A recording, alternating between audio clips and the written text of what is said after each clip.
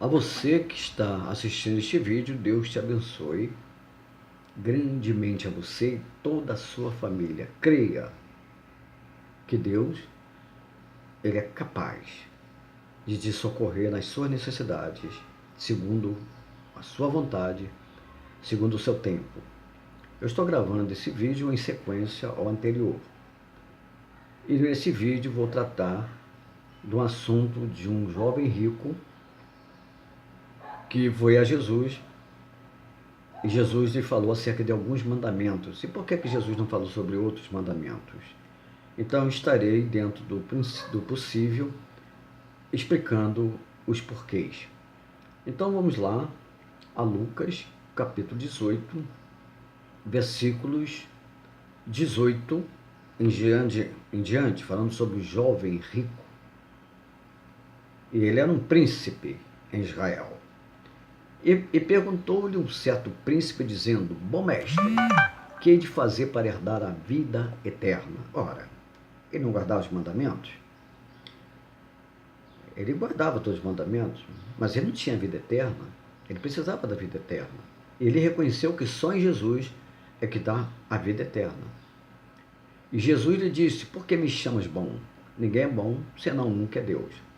Eu quero abrir um parênteses aqui e explicar aqui que quando Jesus falou isso, que ele não era bom, ele estava se identificando como homem. O Deus que se tornou carne, não a carne do pecado, mas a carne para sujeira a sofrimentos, a dores, a decepções, tristezas, a punições. E ele, como um homem que veio para tomar o nosso pecado sobre si, ele não respondeu como Deus, ele respondeu como homem. Por isso que ele falou que bom é o Pai. Porque essa é a revelação divina. Deus se revelou como Pai, Deus se revelou como Filho, Deus se revelou como Espírito Santo. Porque no Antigo Testamento, Deus não se revelou como pessoas. Deus se revelou como Deus. O único Deus, um Deus. Então, o nome Jeová e outros nomes que são dados a questões atributivas de Deus. Por exemplo, Jeová Nissim, Deus nossa bandeira. E assim sucessivamente. Mas agora Jesus ressuscitou, ele morreu na cruz, ressuscitou e agora ele é bom, ele agora aceita a questão de ser bom, porque a ele é dada a honra, glória e louvor. Está lá em Apocalipse capítulo 5, Jesus recebendo honra, glória e louvor. O versículo diz assim: sabes os mandamentos? Aí Jesus começa: não adulterarás, não matarás, não furtarás, não dirás falso testemunho, honra teu pai e tua mãe. Interessante, né? E o Senhor Jesus não citou os outros mandamentos. Isso eu vou, dentro do possível, esclarecer aqueles que verdadeiramente entenderem a Bíblia de forma imparcial. Peço a você para que não coloque o dogma da tua igreja nesse meio para não atrapalhar. Mas vamos para a Bíblia no sentido Bíblia, não no sentido livros interpretativos de algumas pessoas que se metem a querer informar aquilo que Deus não deixou da maneira que ela falasse. E ele disse: todas essas coisas eu tenho observado desde a minha mocidade. Então ele sempre foi um cumpridor da lei, desde a sua mocidade. E quando Jesus ouviu isso, disse-lhe: ainda te falta uma coisa, vende tudo o que tens e reparte aos pobres e terás um tesouro no céu. Depois vem e segue-me. O Senhor Jesus disse que não era bastante ele estar cumprindo a lei. Ele tinha que ter a essência da misericórdia no coração dele. E uma grande prova que o Senhor Jesus deu foi ele vender o que tinha, porque ele amava as suas propriedades, os seus bens. Ele cumpria a lei? Cumpria. Só que ele cumpria a lei de fora para dentro. Jesus quis que ele cumprisse essa lei que Jesus observou ali, de dentro para fora.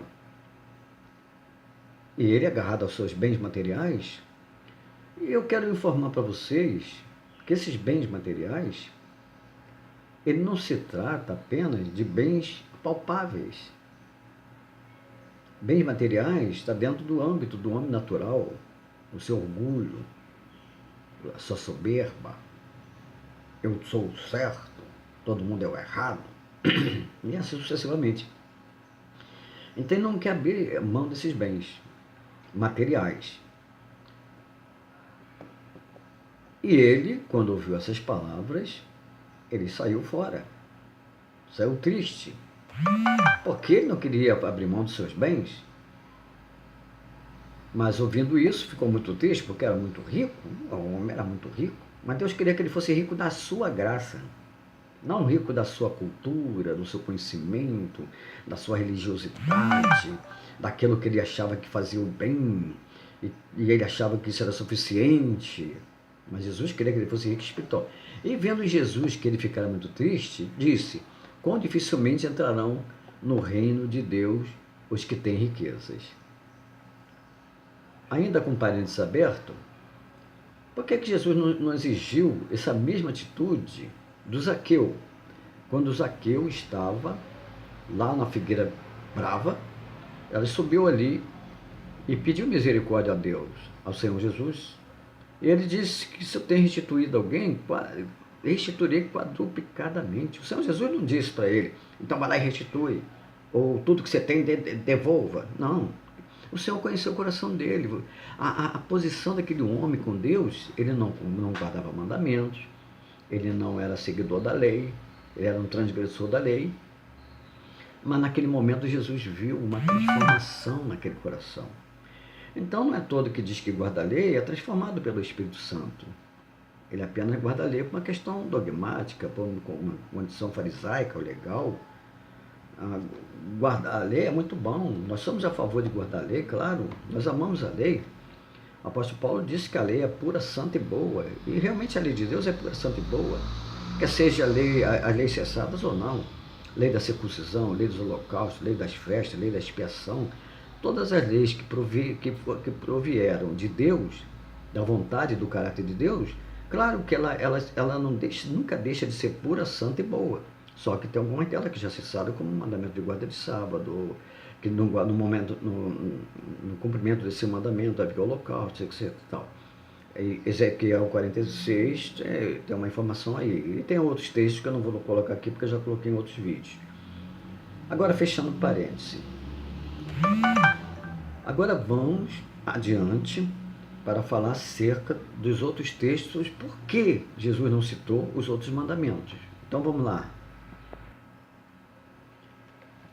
O Senhor Jesus não citou o mandamento aqui de Êxodo capítulo 20, o versículo 1, que logo falou: então falou Deus todas estas coisas, essas palavras, dizendo o quê? Eu sou o Senhor teu Deus, que te tirei da terra do Egito, falando ao povo de Israel, falando aos hebreus, ou, no sentido mais correto, aos israelitas, ou aos judeus. No Egito, na casa da servidão, Por isso que Moisés falou que Êxodo 28:11, aquele dia a ser lembrado, Moisés não disse que é o sétimo dia da criação.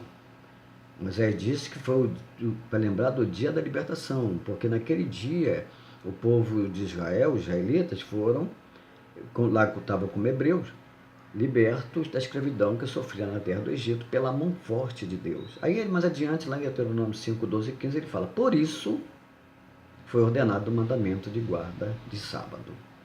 Eu estou aqui parafraseando e o sentido é real. Eu estou falando dentro de Deuteronômio 5, 12 e 15. Então Moisés, o intérprete oficial, chamado por Deus para transmitir a lei a Israel e dar as interpretações, orientado por Deus, ele disse que Êxodo 28:11, esse dia a ser lembrado, é o dia da libertação, e não o sétimo dia da criação.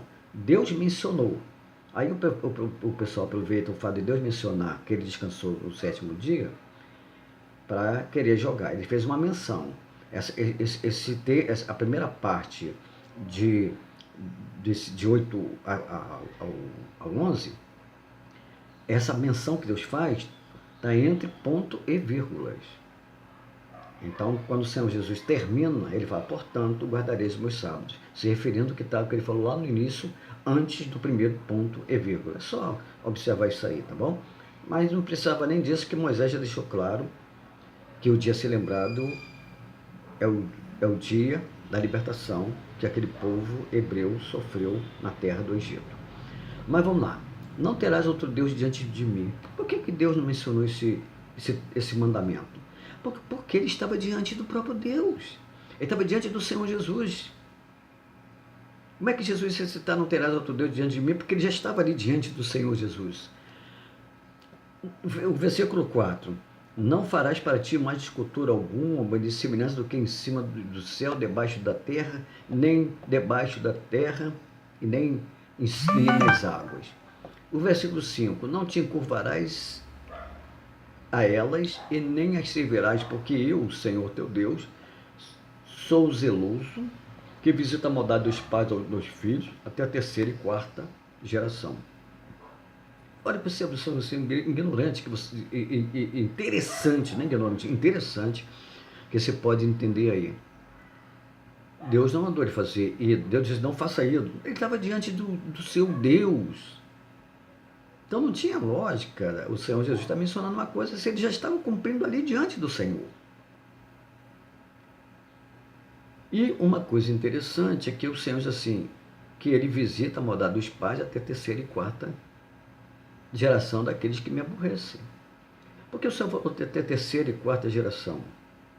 Porque aqueles que desobedecem à lei de Deus, eles ensinam seus filhos seguem os seus ensinamentos, e até a quarta geração, e esse ensinamento, à medida que o tempo vai passando, as pessoas vão entendendo melhor a palavra de Deus. Aí vai entender que aquilo que seus pais ensinaram lá atrás, em termos de lei, era de forma errada.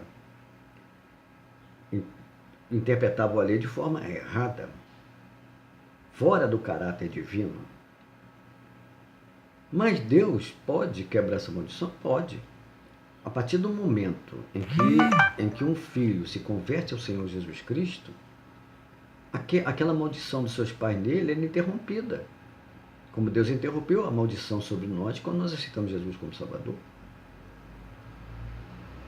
Mas, se aquela família for uma sequência de desobediência à palavra de Deus, aí, ultrapassando os limites da lei, aí pode ter quarta, quinta, sexta, sétima, oitava, nona, 10ª, 20ª geração, vai ficar sob maldição. Até o dia em que uma determinada geração toma posição com Deus. É isso que acontece. Eu conheço um caso de uma mãe, eu vi isso no áudio de uma mãe, que ela ensinou a sua filha, até que guarda sábado, porque se não guarda sábado não está obedecendo a lei de Deus, e ela tinha esse medo e ensinou a minha filha, guarda. E ela, mais de 20 ou 30 anos lá, a filha dela cresceu lá dentro, e ela, lamentando, disse, hoje eu conheço a verdade, Deus me libertou desse jugo, e eu quero orar para que Deus quebre esse jugo da minha filha que está lá ainda e não quer sair. Então, Deus só vai quebrar o jugo daquela filha dela quando ela se converter e entender que esse mandamento de guarda de sábado, mosaico, ele não existe mais na nova aliança. Isso é um assunto tratado em vídeos que eu tenho aqui no meu canal. Se você quiser entrar, está convidado a entrar, participar e até questionar se você quiser. E eu responderei dentro do tempo do possível. Agora vamos ao versículo 3. Deus falando assim, o versículo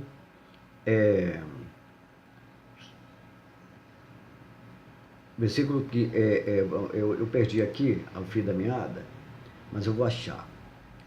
O versículo que eu rodei aqui, me perdoe esse entrave aqui nesse momento, mas vamos lá.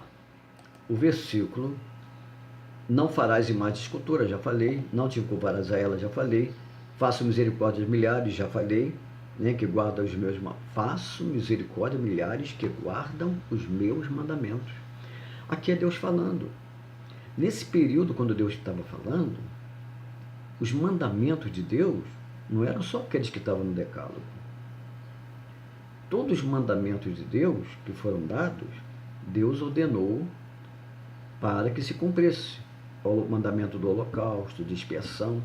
E Deus aceitava quando era feito com responsabilidade e com temor a Ele. Daí eu dizer que todos os mandamentos da lei de Deus, além do decálogo, são mandamentos morais em si mesmos. Não existem mandamentos só morais e mandamentos só cerimoniais. Todos os mandamentos são morais em si mesmos. E dizer que Jesus cumpriu o mandamento que não matou, ora, Jesus veio para dar vida. Jesus não adora outro Deus, sendo ele Deus. Então, são discrepâncias que a gente vê por aí. Mas isso aí é tratado em outros áudios, outros vídeos. Não tomarás o nome do Senhor teu Deus em vão. Por que o Senhor não falou isso para aquele moço? Porque o moço estava diante do Senhor. Ele estava com o seu coração sincero, contrito diante de Deus, confessando a sua incapacidade de receber a unção de Deus. Ele estava diante do Senhor. Então, para que Deus ia dizer para ele? Se ele estava diante do Senhor, e ele estava com toda a sinceridade de coração diante do Senhor, ele não teve capacidade de cumprir aquele rico, aquele mestre de Israel, aquele mancebo, ele não teve capacidade de cumprir aquela exigência de Jesus. Mas ele levou aquilo no seu coração, e eu creio que aquela palavra de Jesus germinou no coração dele, e ele obedeceu ao Senhor e se tornou um servo do Senhor Jesus. Agora vem o versículo 8 em diante, né? Lembra-te do dia de sábado para o santificar. Aí vem o versículo 10, mas no sétimo dia é o sábado do Senhor teu Deus, ponto e vírgula. Não farás, aí o Senhor começa a fazer uma observação aqui, não farás, tal, depois Deus citou que ele descansou no sétimo dia, e depois disso ele colocou um outro ponto e vírgula, né? E depois desse outro ponto e vírgula, ele colocou o seguinte, depois da palavra do descansou, que no sétimo dia descansou, outro ponto e vírgula, Deus disse assim, portanto, abençoou o Senhor o dia do sábado e o santificou. O pessoal quer traduzir que esse dia de sábado se refere ao sétimo dia da criação. Não é. Como eu já falei, Moisés deixou claro que se refere ao dia da libertação. Em Deuteronômio 5, 12, 15. É só cumprir e obedecer o que está na Bíblia. Na sua contextualização, tá? E não ficar tirando da Bíblia e ficar inventando aí em outro dia, porque isso tem juízo para quem acrescenta o que Deus não falou. Aí, a colocação é, por que o Senhor não falou para ele guardar sábado? Guardais o sábado? Por que o Senhor não falou? Porque ele estava diante daquele que estava trazendo o sentido real do descanso. E Jesus deixou isso claro, depois lá em Mateus capítulo 11, verso 28 seguinte, que diz assim, vinde a mim, todos vós que estáis cansados e oprimidos, e eu vos aliviarei. Aliviar é tirar a carga dos ombros, livrar a pessoa. Vos aliviarei. Mas para que isso ocorresse na vida da pessoa, ela precisava tomar uma atitude. E é um mandamento, que não está escrito no decálogo. Tomai sobre vós meu jugo. Olha uma ordenança aí. Tomai sobre vós meu jugo e aprendei, outra ordenança. E aprendei de mim, que sou humilde de coração, e encontrarei descanso para as vossas almas. Então, aqui nesse texto de que Jesus falou, ele tem 3 ordenanças, que não está no decálogo. Primeiro, vinde a mim. Vinde a mim. Aprendei de mim e tomai o meu jugo. 3 ordenanças que o Senhor Jesus deixou dentre dos seus mandamentos, mandamentos de Jesus. E não está escrito isso lá na lei, no decálogo. Então é muito importante que vocês entendam isso. E para completar, já que nós estamos falando um pouco sobre a questão do mandamento, por que o Senhor Jesus, ele não falou para aquele moço guardar o dia de sábado? Porque aquele mandamento dia de sábado era um mandamento que Jesus já estava dando fim dele, porque ele falou que a voz é chegada ao reino dos céus. E esse real descanso que Jesus veio dar, que foi interpretado por Moisés, que se referindo ao dia da libertação da escravidão do Egito, uma libertação terrena, para uma Canaã terrena, o Senhor Jesus leva isso mais adiante. quando ele diz que ele vem para nos livrar de uma escravidão espiritual e que nós vamos morar numa terra espiritual. Portanto, esse sábado que o Senhor Jesus veio nos oferecer é chamado o dia do Senhor, na nova aliança, que é o sábado cristão. Isso está enfatizado e esclarecido em Apocalipse capítulo 1, verso 10. Quando João o evangelista, lá na ilha de Pátimo, tendo sido arrebatado os seus sentidos, ele recebeu uma revelação de Deus, uma revelação que Jesus aparece diante dele, e ele contempla Jesus, e Jesus começa a revelar-lhe acerca das últimas coisas que iriam acontecer sobre a terra. Mas uma coisa interessante é que ele falou assim, no dia do Senhor. Então, esse dia do Senhor, que nós cristãos estamos vivendo, não é limitado a um domingo, que muitos estão querendo achar que é isso, não é limitado ao domingo. A gente pode até comemorar o domingo como um marco da ressurreição de Jesus, que o apóstolo Paulo falou. Se Cristo não ressuscitasse, seria a nossa fé. Então, a nossa fé é baseada na ressurreição de Jesus. Então, nós podemos ter uma consideração especial para esse dia, mas não como mandamento. Se eu tiver que trabalhar domingo, eu vou trabalhar. Se tiver que fazer outras, ficar em casa, ou não ir à igreja domingo, eu tenho um serviço aqui em casa para fazer urgente, eu vou e pego meu serviço e não vou na igreja. Não quer dizer com isso que eu não esteja sob o mandamento de guarda de sábado, só que esse sábado é um sábado em Cristo. É o sábado da graça. É o sábado sem aquelas observâncias mosaicas. Então, o sábado cristão, ele é um sábado ininterrupto. Ele não depende do sol nem da lua. Ele depende da graça de Deus na vida da pessoa. Então, o sábado mosaico, ele era interrompido de 6 em 6 meses, 6 em 6 dias, era sujeito a do pôr do sol ao pôr do sol, uma vez por semana. Tinha que haver determinadas exigências, já tem algumas até aqui mesmo em Êxodo 20, mas nós estamos sobre o cristão, que é um sábado que nós estamos vivendo hoje, ficarmos firmes com o Senhor, vindo ao dia do falecimento do nosso corpo, em fidelidade ao Senhor, entraremos eternamente nesse sábado, e eternamente nesse sábado o Senhor vai fazer novos céus e nova terra, onde não há sol. Isaías fala sobre isso, de uma lua nova a outra, sem interrupção, abrange todas as luas, de um sábado a outro, abrange todos os dias, mostrando o sentido do que vai ser ininterrupto, vai ser eterno. Então, nós cristãos estamos verdadeiramente no dia do Senhor, que é o sábado que o Senhor Jesus nos trouxe com a sua ressurreição. Se o sábado mosaico fosse importante para a nova aliança, o Senhor Jesus teria ressuscitado no sábado. E João Batista e João Evangelista dizia no dia do Senhor, confirmou o dia do Senhor do sábado mosaico. Mas o Senhor ressuscitou no dia seguinte, e João falou que aquele dia seguinte é que começou o dia do Senhor.